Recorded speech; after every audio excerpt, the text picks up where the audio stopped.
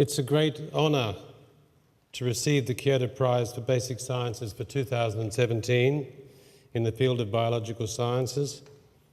I'm very grateful to the Inamori Foundation for having chosen me. I'm also very happy to have this opportunity to present what we've been doing over the past 47 years in environmental biophysics and plant physiology. When plants started colonising the land in the Devonian era, 420 million years ago, they gained access to light and nutrients, but exposed themselves to the danger of desiccation. They evolved a waterproof outer cuticle with small openings called stomata to allow and control the rate of the inward diffusion of atmospheric carbon dioxide. Inevitably, water vapour escapes from the leaf through the stomata when they're open.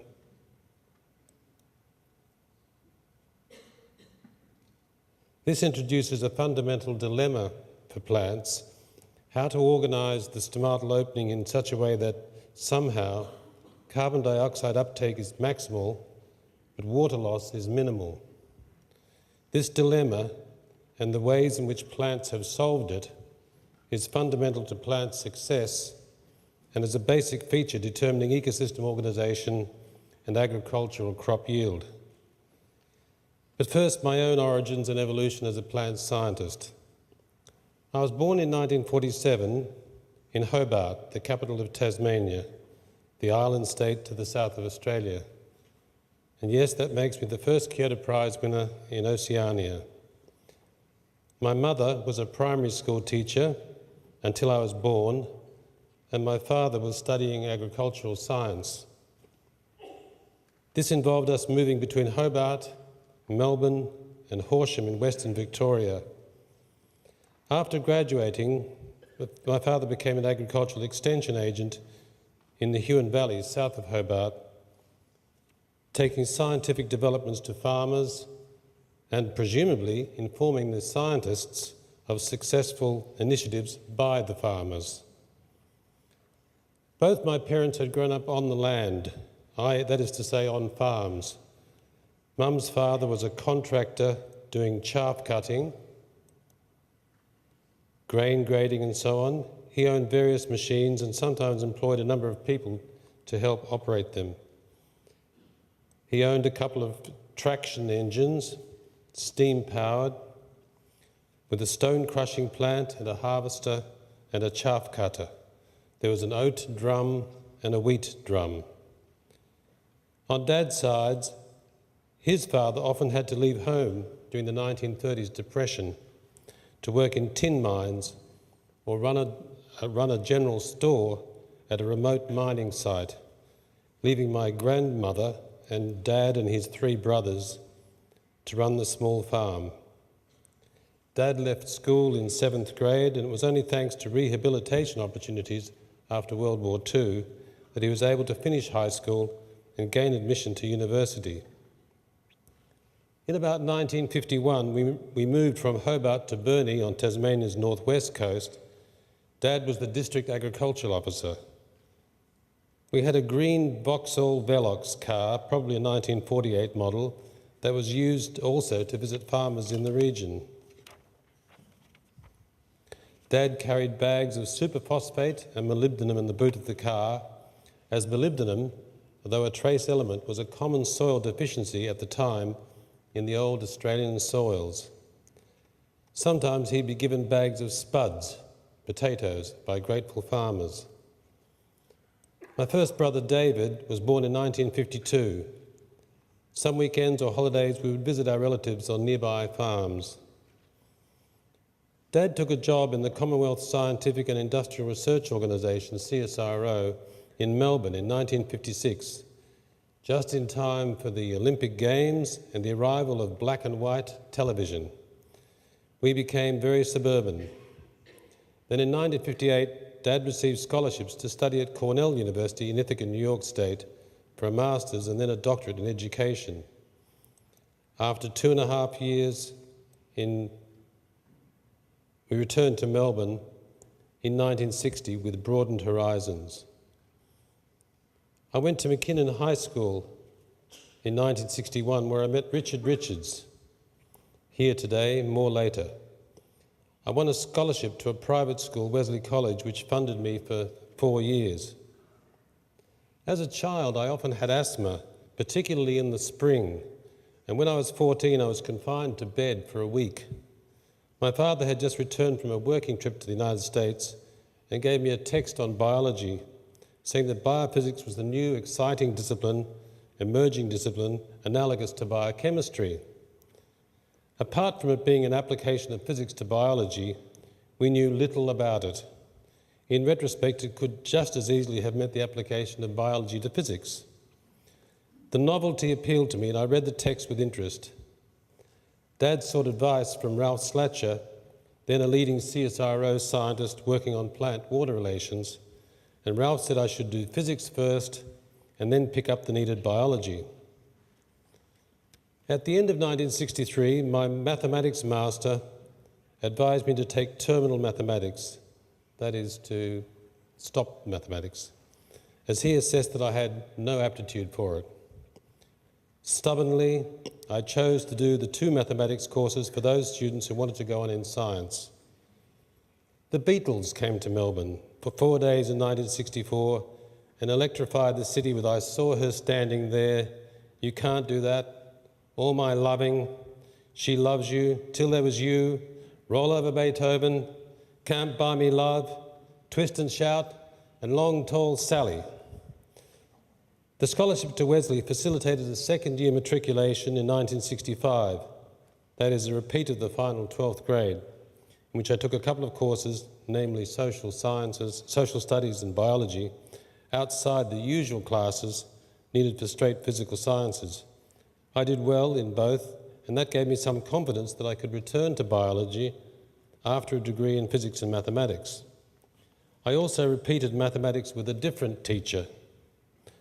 Whether it was the more creative teacher or my own mathematical maturing, I don't know, but I did better now in mathematics. Piaget's work showing that we all go through developmental stages in learning, for example, mathematics, had not yet been published. My second brother, Scott, was born in Melbourne in 1965, just before I entered university. I enrolled at the new Monash University, which was then making the transition from being nicknamed the Farm to the Discotheque. Beatles' Revolver was just released, and all the rage. And Monash later became home to many Australian opponents of the Vietnam War, although of course the majority of students were comparatively conservative. In the 1966 summer holidays, I worked at the CSIRO Division of Chemical Physics as a laboratory technician with the aim of improving electron microscope electrodes. I worked on both practical and theoretical aspects, but I don't think I made much progress. Nevertheless, one of the scientists casually mentioned one day that I would make a good scientist as I had the right temperament. I took this right to heart, especially in my second and third years, where some of the physics seemed so far from relevance to biology, and I took a lot of interest in other non-academic pursuits.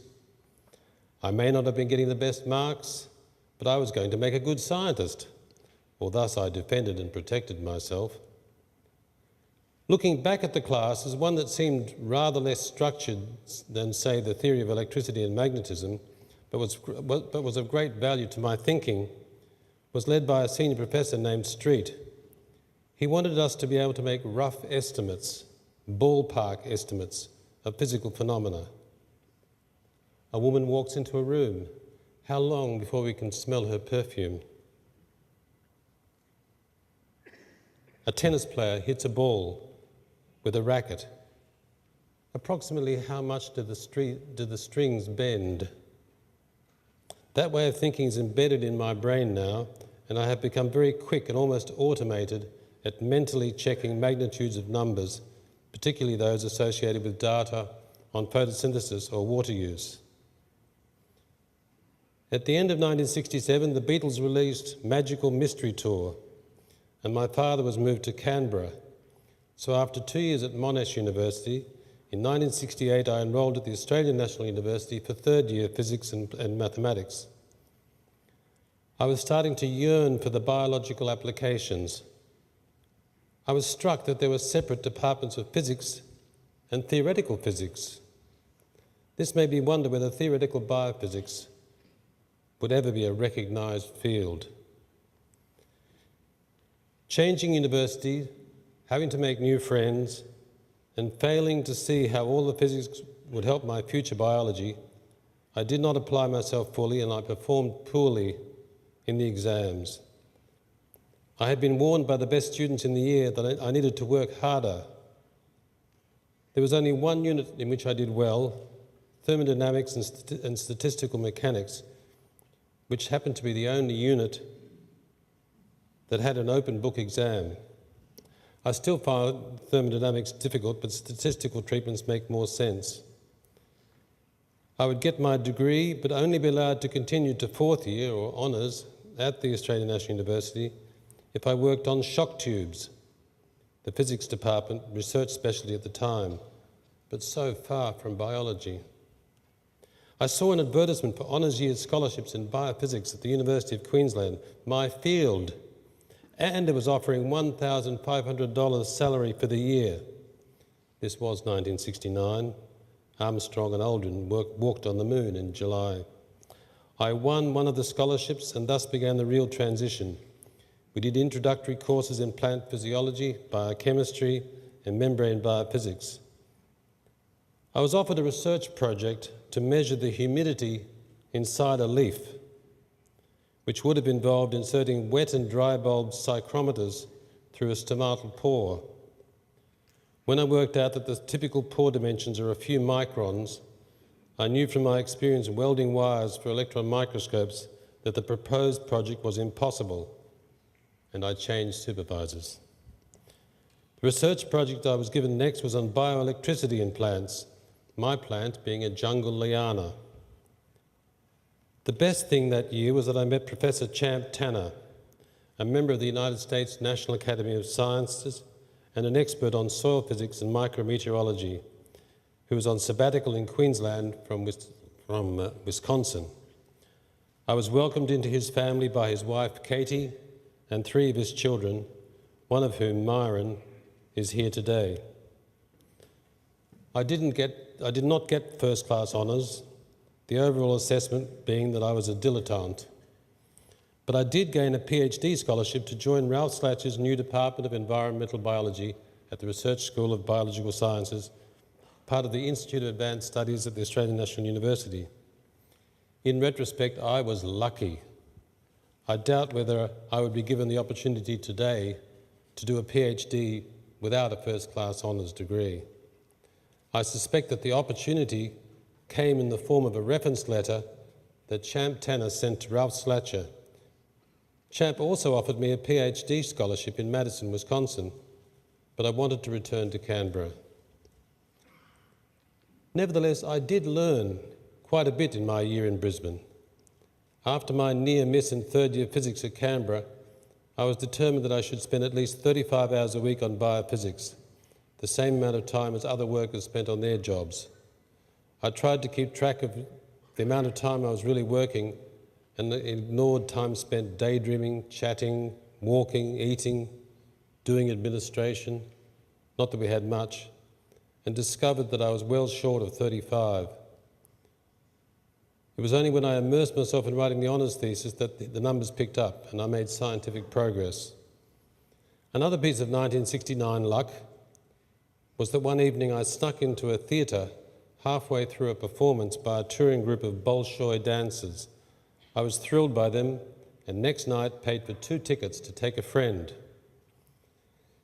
Back at the Australian National University in 1970, this time in a first-rate research environment that environmental biology exemplified, I worked with Tony Fisher and visited Ted Shao, who together at the University of California in Davis had shown that potassium is the cation responsible for increasing osmotic pressure in opening guard cells of stomata, unaware that this had previously been discovered here in Japan by Inamori and by Fujino.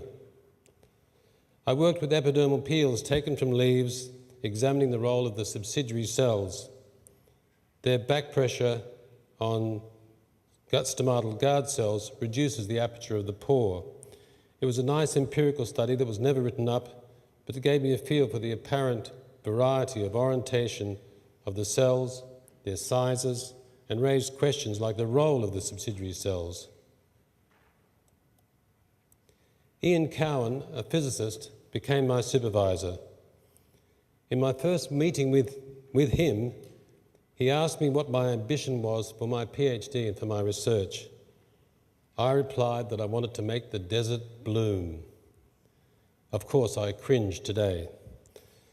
Ian said that he thought that was a wonderful ambition, but wondered to me what was going to get me out of bed on a Tuesday.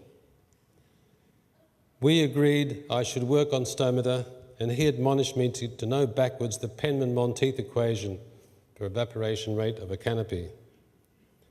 Ian was working on the relative role of stomata in CO2 assimilation and transpiration. The whole leaf measure of average stomatal opening is given by what we call the stomatal conductance to diffusion, basically equaling the ratio of the flux of water vapour out of the leaf, the transpiration rate, divided by the gradient of water vapour concentration driving it. He had seen stomatal conductance oscillate with a period of about 40 minutes and had published the results. I too had seen damped oscillations with a period of about 40 minutes. In my liana, in the short circuit currents I'd measured in my liana in Queensland, in Brisbane. I took the time to write up the paper with my former supervisor, and we submitted it to Nature. The editor wrote a warm, courteous letter to us that it might be better suited to a more specialised journal. Couldn't he see how interesting it was? We had more luck with the Journal of Experimental Botany. My first paper was published on my honours thesis. Not bad for a dilettante.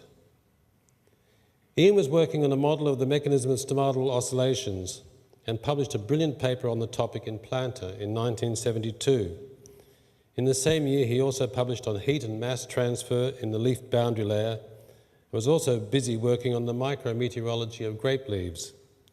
We agreed that I should develop apparatus to measure whole plant gas exchange, characterise the conditions under which oscillations occurred, and then perform an engineering-style analysis of the stable stomatal system by perturbing humidity sinusoidally.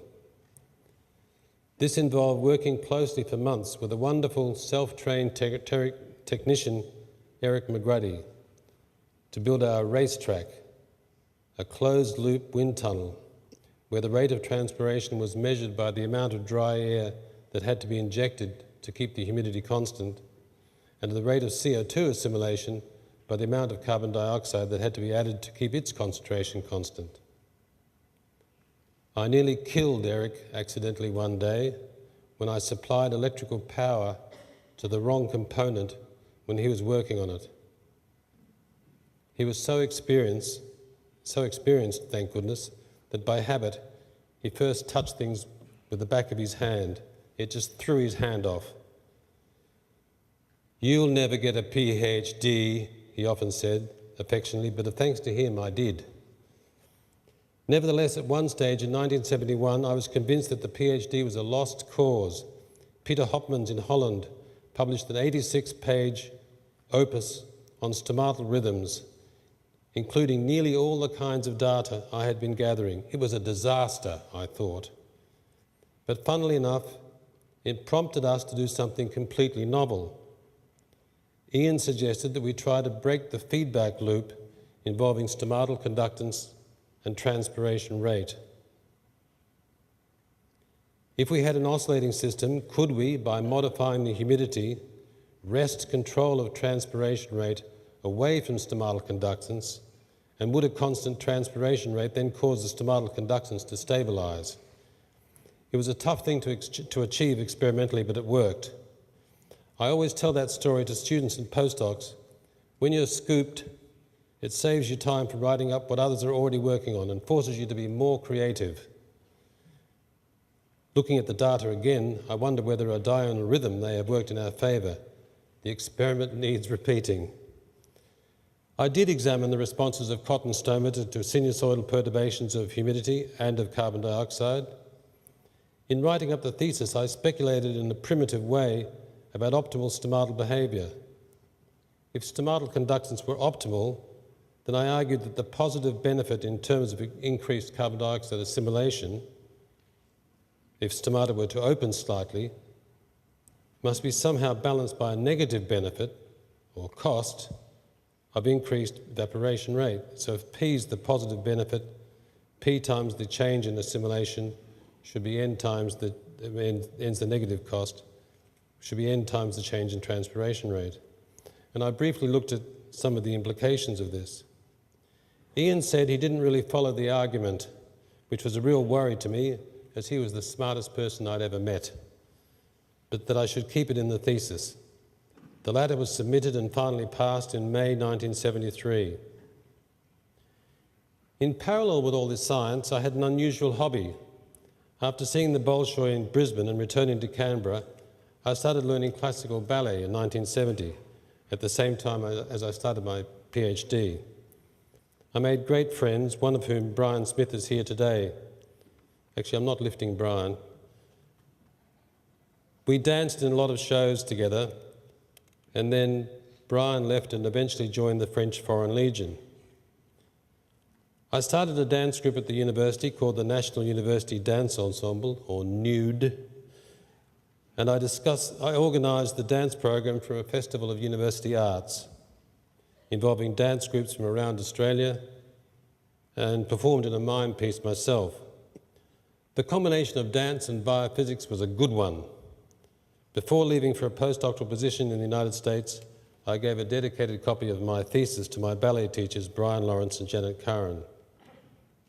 Again, I was lucky. I had only one publication with nothing from my PhD thesis, and yet somehow I had a contract for a research associateship with the Michigan State University Atomic Energy Commission Plant Research Laboratory in East Lansing, Michigan, United States. Luck was in the form of a reference letter that Ralph Slatcher had written to my new supervisor, Klaus Raschke.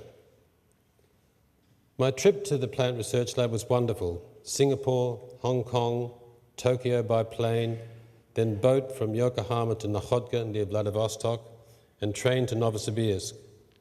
Train to Khabarovsk, I should say, and by hard class on the Trans-Siberian Railway to Moscow with stops at Irkutsk near Lake Baikal and Novosibirsk, where on an enormously wide stage I saw the ballet Romeo and Juliet with music by Prokofiev, then the Bolshoi Theatre in Moscow and the Kirov in Leningrad, trained to Warsaw and East Berlin, and then Paris, and flights to London and finally to East Lansing, where I arrived in time for July 4th celebrations in 1973.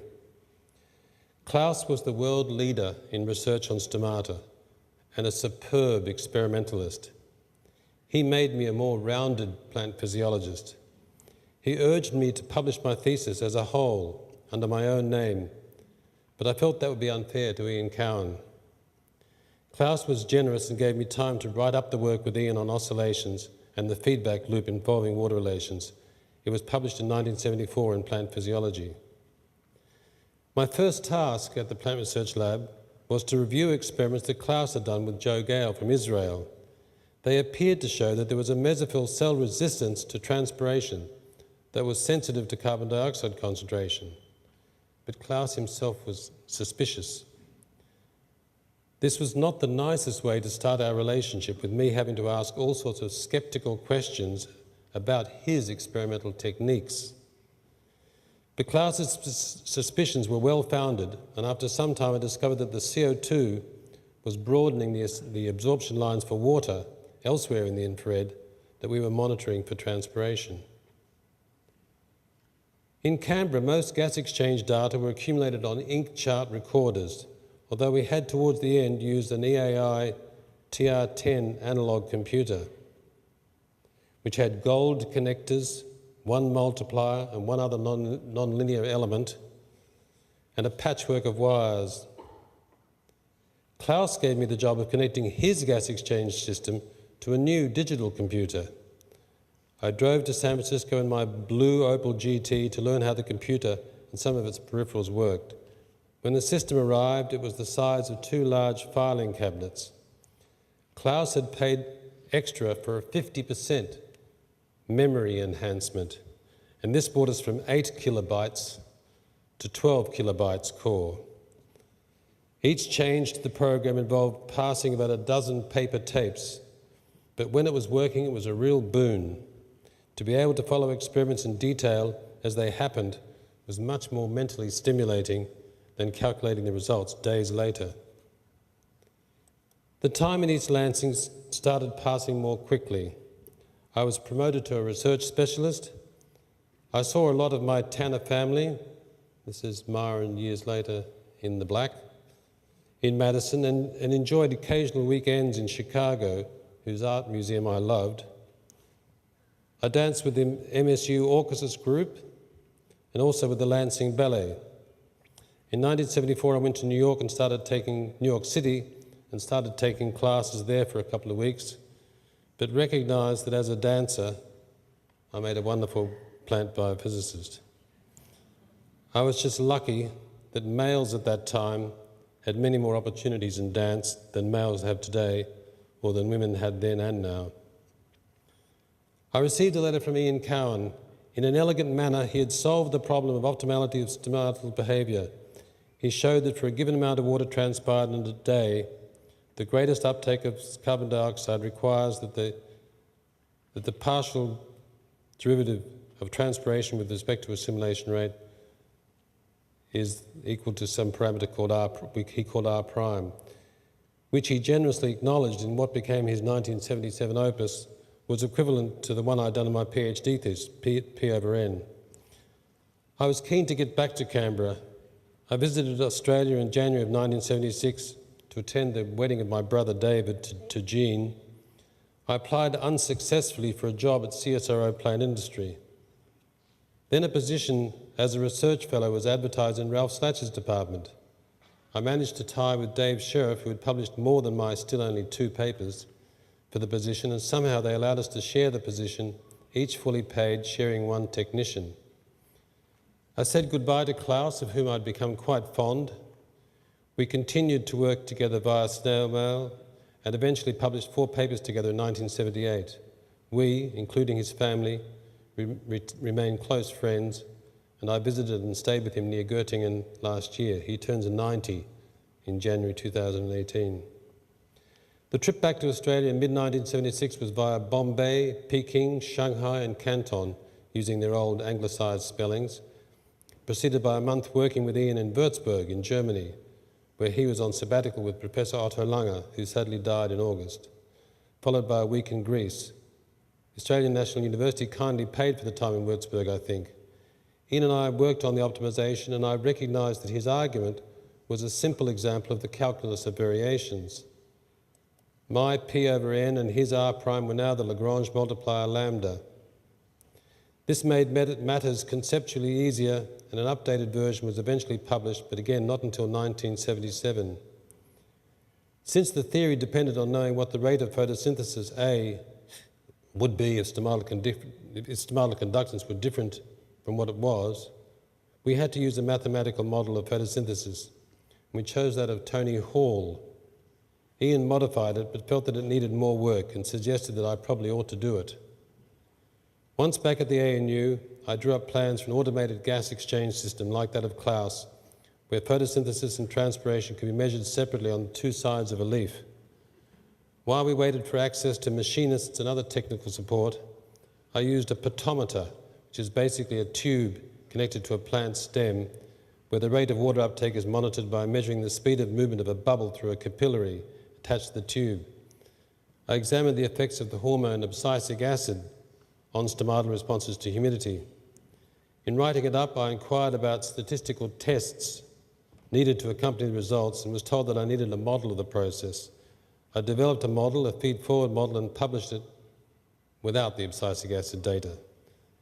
Meanwhile, a brilliant PhD student arrived from Singapore, Chin Wong, and he took over the construction of the gas exchange equipment.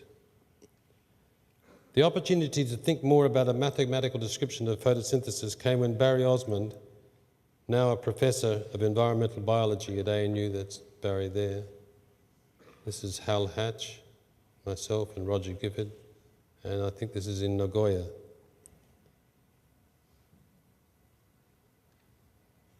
Barry invited Joe Berry from the Carnegie Institution at Stanford, and Joe and I discussed an approach to modelling both C3 and C4 photosynthesis, and conceived the notion of treating the process as being like what Joe called a teeter-totter, and I called a seesaw, where the control was rested by the process most limiting, whether it was the supply of energy for the regeneration of ABP or the ribisco enzyme limited rate of catalysis.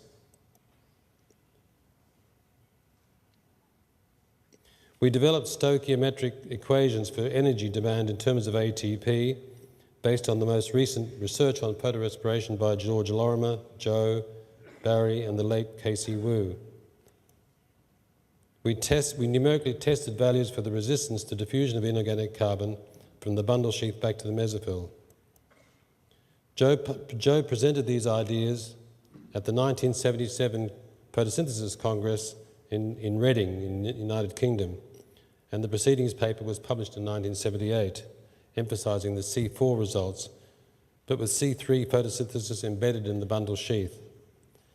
C3 photosynthesis obviously deserved a more detailed treatment, and I started working on that. But there were distractions.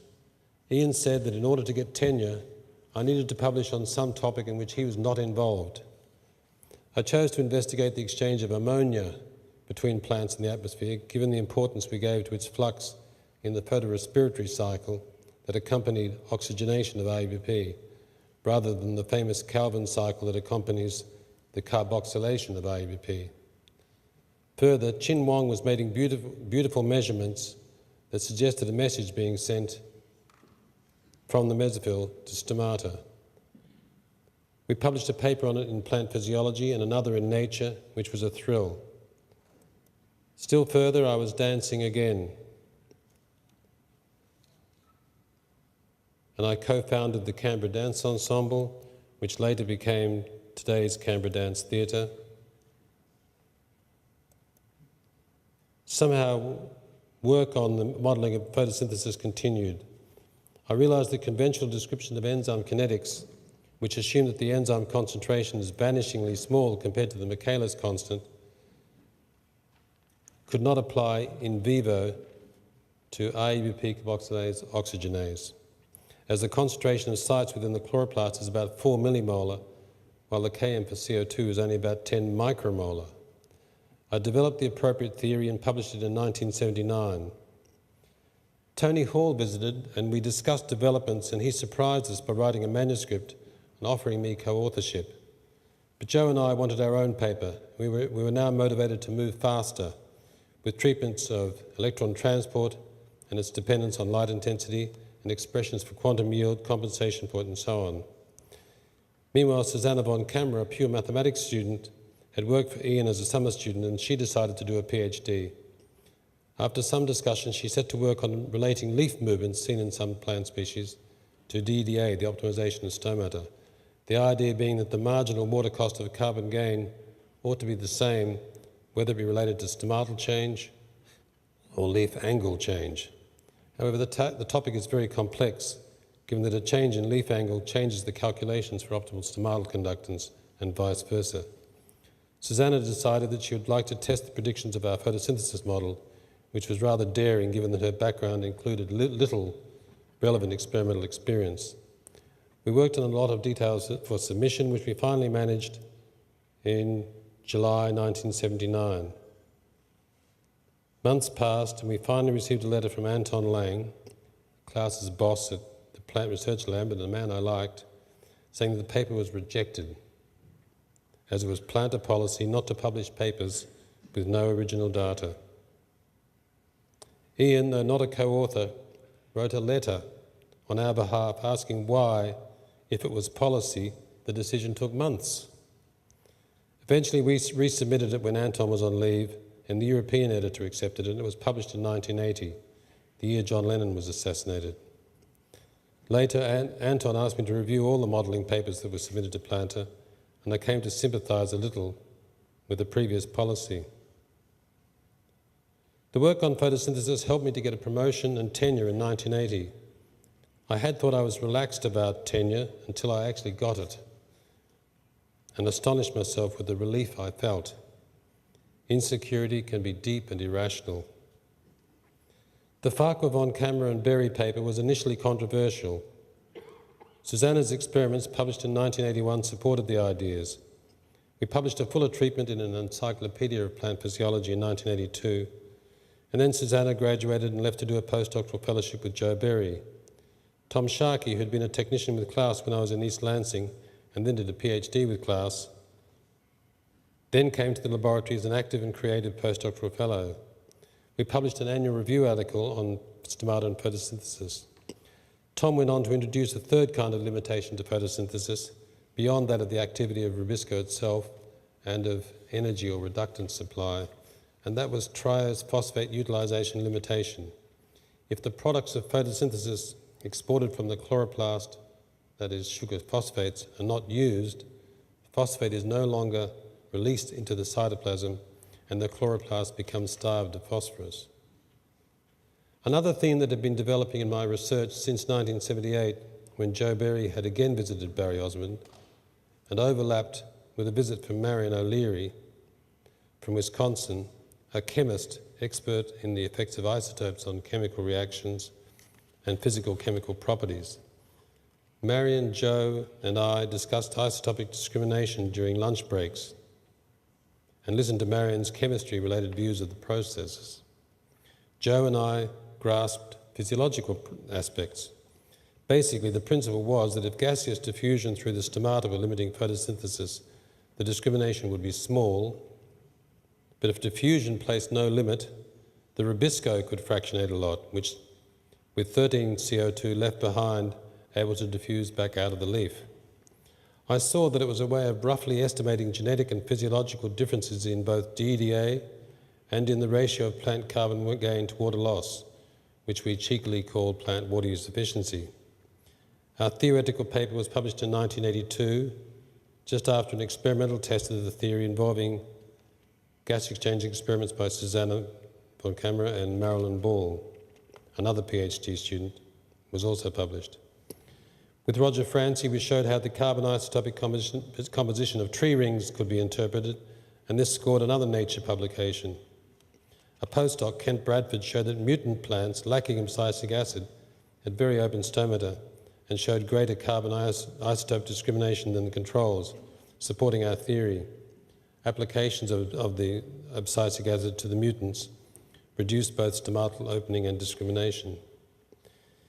Meanwhile, on a relaxing weekend walk through a park on the banks of Canberra's Lake Burley Griffin, I ran into Richard Richards, whom I'd known in McKinnon in 1962.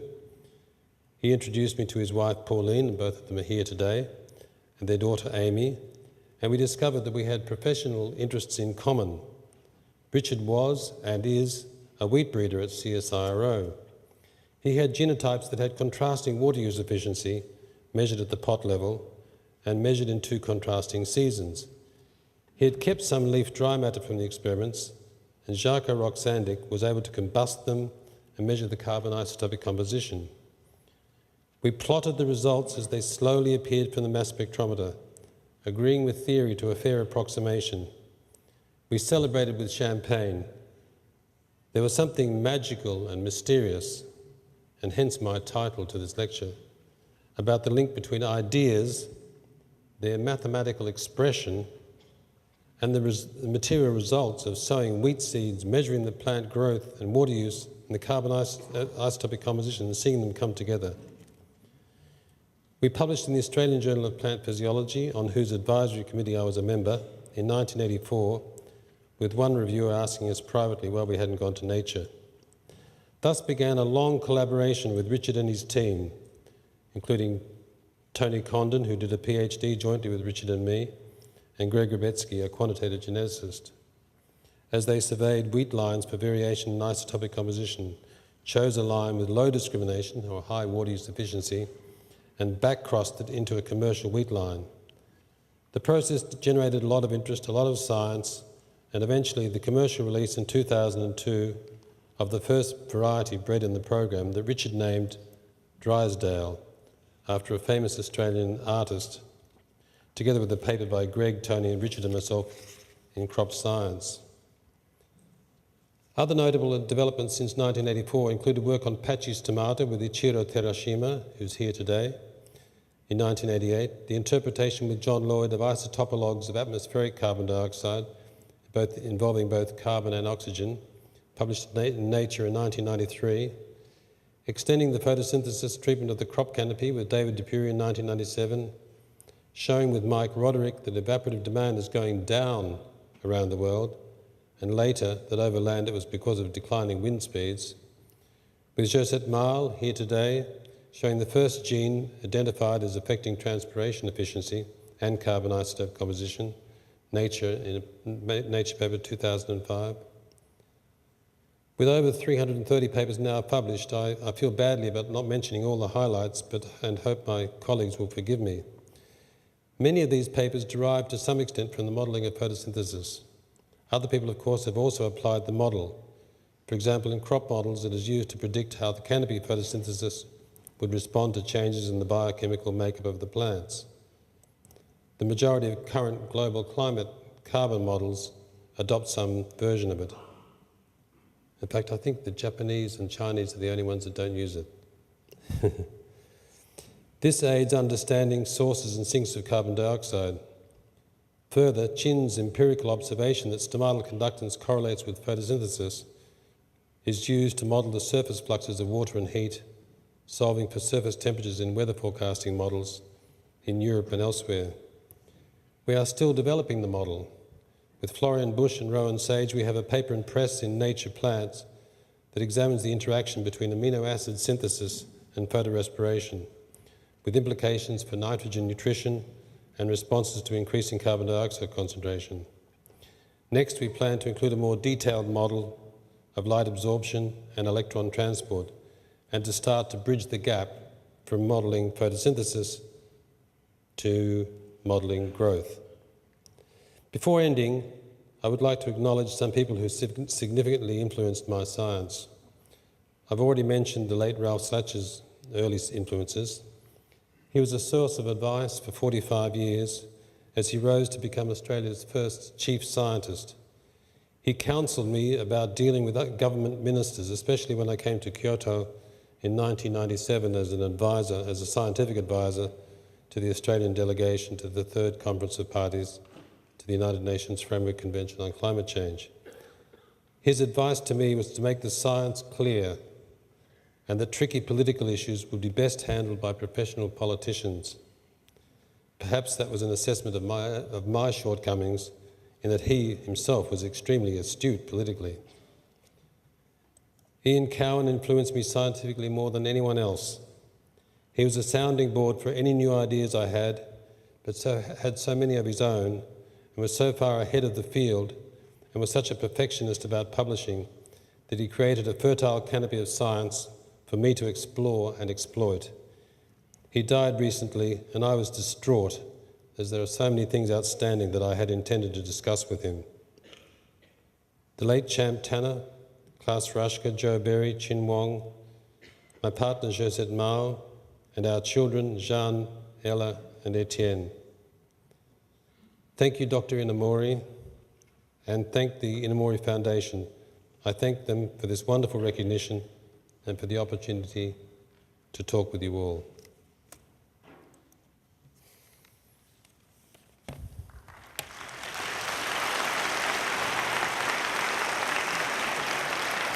Thank you very much. Thank you very much. ご講演いただきましたファーカー博士に花束の贈呈 Now でござい flower ます。 bouquet is going to be presented to Dr. Farquhar. フ